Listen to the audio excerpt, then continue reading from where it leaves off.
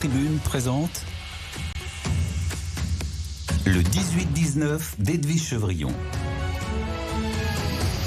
Vous êtes bien dans le 18-19 avec mon invité, c'est Emmanuel Wargon, le président de la Commission de régulation de l'énergie, la CRE comme on dit. Bonsoir Emmanuel Wargon. Bonsoir Edwige Chevrillon. Merci d'être là, je crois que c'est la première fois que vous allez vous exprimer. Il faut dire que c'est tout récent qu'on a de l'actualité, pas sur l'énergie bien sûr, mais en tous les cas avec la volonté du Premier ministre, qui l'a dit à son ministre de l'économie et des finances, qu'il voulait une baisse sur les prix de l'électricité en France. La première chose que demande le Premier ministre, en fait, c'est de lui faire des propositions. Est-ce qu'il faut un grand investissement? Est-ce qu'il faut baisser la fiscalité? Mais oui, si oui, laquelle? Mais en même temps, il a été clair ce matin, Roland Lescure. Il a dit quoi? Moi, je veux bien qu'il y ait des moins quelque part, mais il me faut des plus de l'autre côté. Vous réagissez comment? Vous dites qu'il faut effectivement baisser le prix de l'électricité et que c'est possible dans le contexte actuel. Dans le prix de l'électricité, comme vous le savez, Edwige, il y a la partie électricité elle-même, la partie réseau et puis la partie fiscalité. Ouais. Bon, l'électricité elle-même, il se trouve qu'elle est vraiment orientée à la baisse. Les marchés sont très détendus, on est entre 50 et 55 euros par mégawattheure.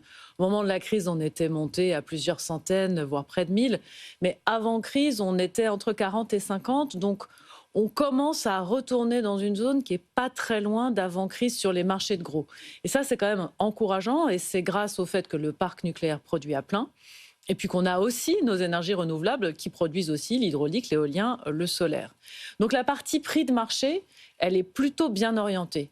La partie réseau, c'est sous la responsabilité de la Commission de régulation de l'énergie et elle est stable dans la période. D'ailleurs, Est-ce qu'elle va rester stable? C'est ça un peu la question, parce que vous allez vous prononcer. Ça sera le 1er février prochain. Alors, déjà, vous avez des éléments. Sur la partie réseau, on s'est prononcé l'année dernière. La prochaine hausse n'aura lieu qu'à l'été prochain et elle sera vraiment très limitée. Donc la partie réseau à court terme va bien. Et il reste la partie fiscalité. Ça, c'est vraiment un choix très politique, en fait. Ouais. C'est le choix du Premier ministre, le choix du ministre de l'économie et des finances, mais c'est aussi le choix dans les consultations avec les partis politiques, le Parlement. Et là, c'est une question de savoir où est-ce qu'on veut faire peser la fiscalité, quel geste on veut faire vis-à-vis à la fois des ménages et des entreprises.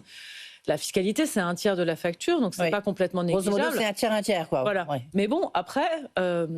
on est dans un exercice budgétaire contraint. On a des déficits importants, une dette importante. Donc, s'il doit y avoir un geste fiscal d'un côté, la question est tout de suite de savoir comment c'est compensé ailleurs. Et là aussi, ce sont des choix très politiques. Oui, choix très politiques, on est d'accord. Mais en même temps, vous avez la possibilité, alors ça s'appelle l'assise, c'est un peu technique, mais c'est de baisser la taxe sur l'électricité et la faire remonter, par exemple, sur le gaz. Alors, c'est une des options possibles. Edwige, je ne sais pas qui est vous, mais en tout cas, ce n'est pas le régulateur. Le vous, c'est vraiment le gouvernement et le Parlement. Les taxes, que ce soit la TVA ou les assises, c'est techniquement possible. D'ailleurs, l'assise avait été très, très fortement baissée pendant la crise. Au plus fort de la crise, ça a fait partie des aides que le gouvernement a apportées à toute la population, aux entreprises. Donc, c'est techniquement possible d'ajuster ces niveaux. Encore une fois, c'est aussi une question d'équilibre budgétaire complet, d'équité sur ces dépenses-là versus d'autres dépenses. Et une question aussi d'énergie, c'est-à-dire est-ce qu'il faut favoriser l'électricité? Est-ce qu'il faut favoriser et moins favoriser le gaz? Ça, vous avez une réponse, vous, à la tête de la CRE. En tout cas, on a une politique, une vision collective d'aller vers la décarbonation. La décarbonation, c'est plus d'électricité, c'est aussi plus de gaz vert. Et donc, dire qu'on essaye d'avoir des niveaux comparables entre l'électricité et le gaz, on peut imaginer que c'est un objectif de politique publique intéressant. Ouais.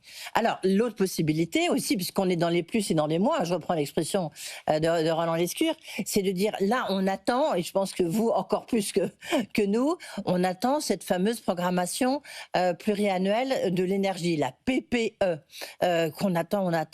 Il y avait une première version qui est arrivée, et puis en fait, pour l'instant, ça a traîné parce qu'il y a des gros enjeux, notamment sur les renouvelables.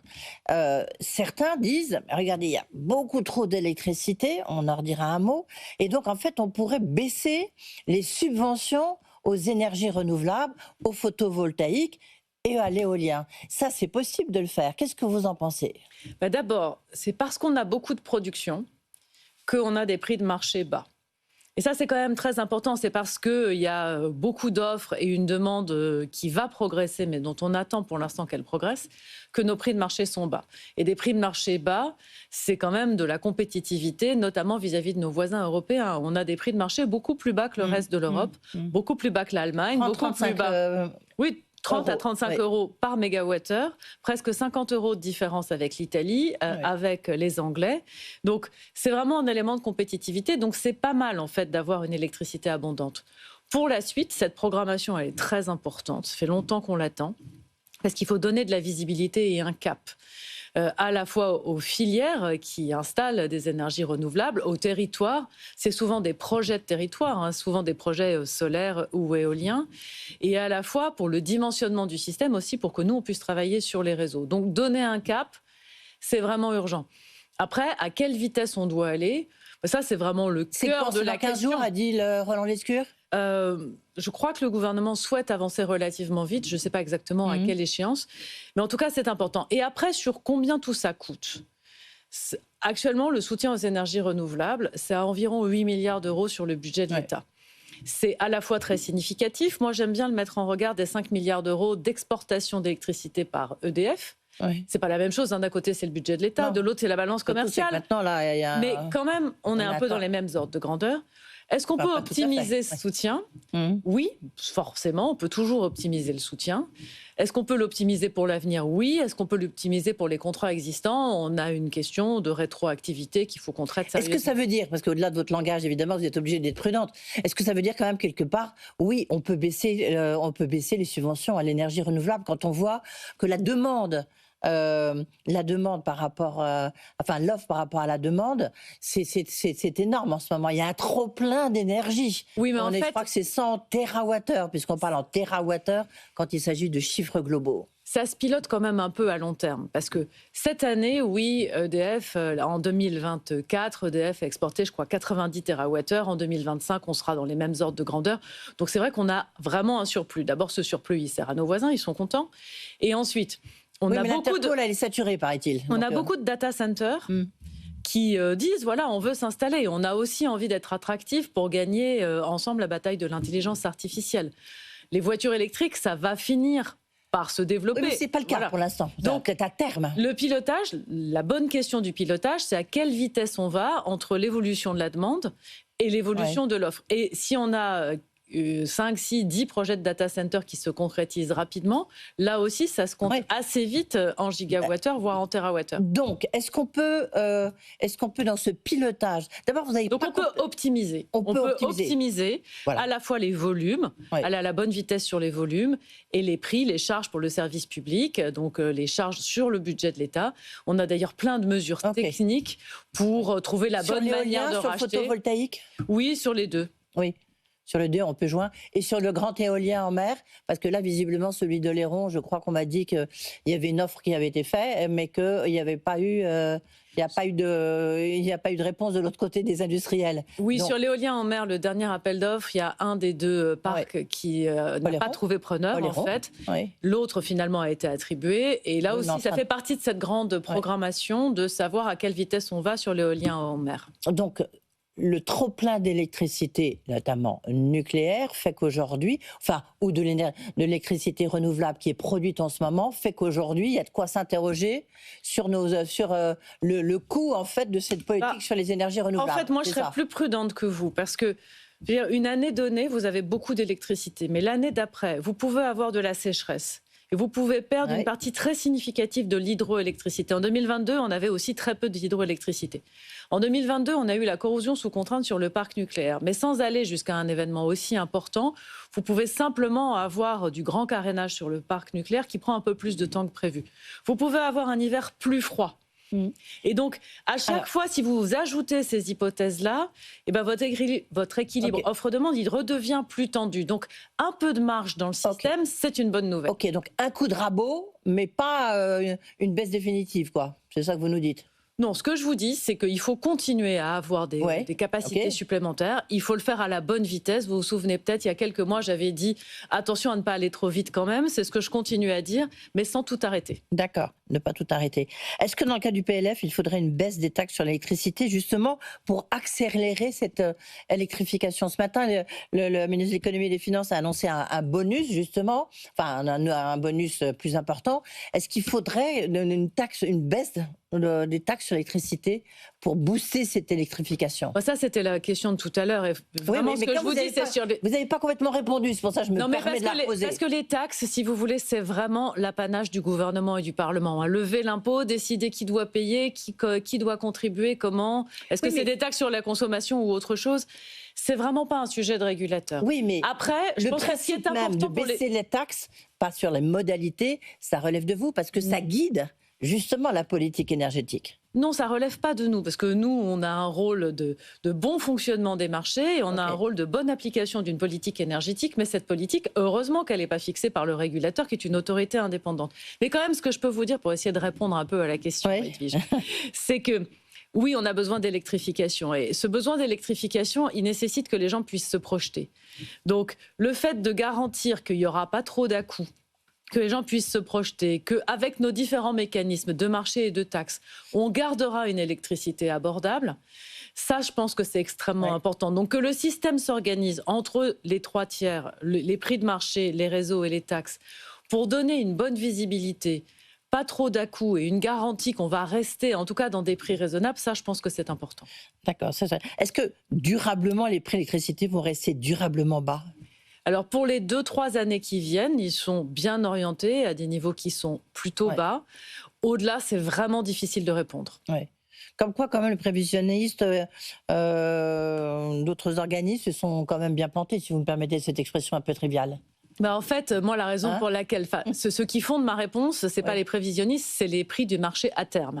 Et c'est quand même encore les marchés à terme qui agrègent toutes les prévisions et qui font les hypothèses d'évolution des prix. Il y a la question de savoir un peu le coût de l'électricité, justement, pour voir... on voit que ça se passe mieux entre EDF et les industriels, enfin les consommateurs, les industriels électro-intensifs, comme on dit. Il y a une question qui se pose beaucoup sur les PME, sur les ETI. Ici même, on nous dit beaucoup, mais on est coincé. Est-ce qu'on pourrait imaginer, ce qui s'appelle, c'est toujours un peu technique chez vous, un contrat pour la différence, un CFD, où il y a une espèce de prix pivot qui est indiqué, et en dessous, donc ça compense, au-dessus, ça compense dans l'autre sens. Est-ce que c'est quelque chose qui est possible, ça ? En fait, maintenant, EDF, mais aussi les autres fournisseurs, proposent des contrats à 4 ou 5 ans pour les entreprises, pour leur garantir un prix, c'est ce que vous dites, c'est-à-dire pour entre guillemets, sécuriser un prix qui leur permet d'avoir au moins une partie de leurs besoins couverts à un prix prédéfini à l'avance. Et ces prix sont effectivement assez attractifs en ce moment. Simplement, comme les prix de marché sont plutôt orientés à la baisse, les acheteurs se disent, est-ce que c'est le bon moment de verrouiller un prix pour les 5 ans à venir ou est-ce que j'attends encore un peu ? Donc, ces mécanismes de marché, de contrat que chaque fournisseur propose existent, pas seulement pour les très grosses entreprises, pour les électro-intensifs, mais aussi pour les PME, pour les ETI. Mais il y a aussi une question de savoir à quel moment, du point de vue de l'acheteur, c'est le bon moment pour contracter ça. Oui. Le bon prix pour vous, c'est quoi ? Il y a toujours eu des questions, même ici même, vous aviez fixé un prix sur le nucléaire qui n'était pas le même que celui de Luc Rémont. Il y a eu des batailles, l'ex-président d'EDF. Pour vous, le bon prix pour ces contrats, c'est quoi ? Pour les entreprises, toujours, et pour les industriels. Ce qu'on sait, c'est, parce que ça, on l'a calculé, c'est que le coût du parc nucléaire, aujourd'hui, le parc existant, son coût de production est autour de 60 € du mégawattheure. Donc, quand on est en dessous de 60 € du mégawattheure, on est dans une zone qui est vraiment favorable par rapport au coût du parc. Les prix de marché sont aujourd'hui en dessous. Ils sont aussi liés au fait qu'on a beaucoup d'énergie solaire, beaucoup d'énergie éolienne. Donc la zone de prix dans laquelle on est pas trop éloignée des fondamentaux économiques. Après, la question du prix, c'est une question compliquée parce que c'est la question d'un côté de quel est le prix le plus bas possible pour les clients et de l'autre quel est le prix qui permet bien de couvrir tous les coûts c'était chez tous les producteurs. À la fois le nucléaire, mais d'ailleurs aussi les énergies renouvelables parce que ce sont des énergies de coût fixe. Donc là, on est dans une zone qui est pas très loin. Après, quel est le bon prix à l'euro près, ça c'est difficile à dire. Non, pas l'euro prix, mais l'euro près, pardon.